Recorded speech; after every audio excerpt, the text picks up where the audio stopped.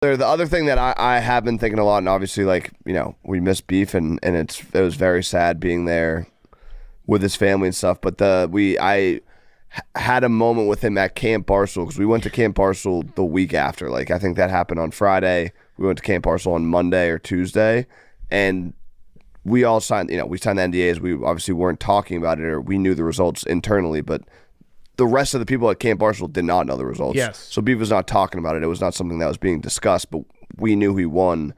And seeing him at the campfire, like, the first night, I knew he was internally celebrating, and, like, it was kind of his first time where he had just, he flew home, and then we went to Wisconsin, so he didn't really have a second to, like, take it all in. And there was a night at the campfire where he was, like, taking it all in, and like, we shared a moment where he was so pumped up, and I was, like, kind of, like, shaking him, being like, let's fucking go. And he was still, like, as excited as he was, like, worried that it was going to be spoiled. And he was like, no, calm down. Yeah. Like, I don't want anyone to know. Like, I don't want to.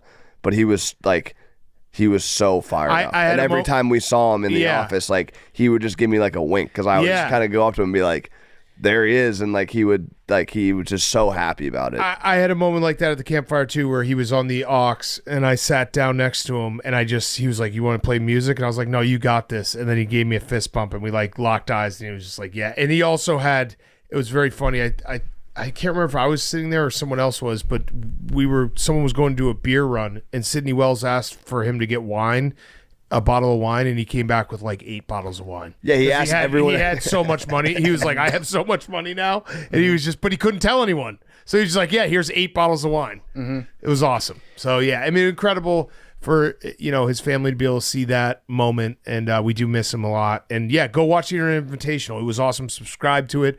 This is going to be something that keeps growing and growing and growing. And whatever small part we can still be a part of, we'd love to do. We'd love to get Hank in it. We're not going to beg. PFT, I feel like you have to get redemption. I gave my spot to Lefty Hank. That's right. And I gave my spot to Righty Hank, even though I'll never get a spot. But also, if I would like to be rules official again, but I will never get a spot playing. If they want to invite me back, I would love to do it. Yeah. But also, my spot's going to Hank. Yeah. But also me too. Yeah. We're gonna need to. I think that works out. There was actually a very funny moment in that final round where like Beef's assignment was to lay up on one of the par 5s before he hit the water, and I think he had like a shot that he wanted to hit 85 yards. So his shot was the middle of the fairway, hit like a nice light wedge, like a half-speed chip shot, just make the ball roll 85 yards down the fairway, and that's your job.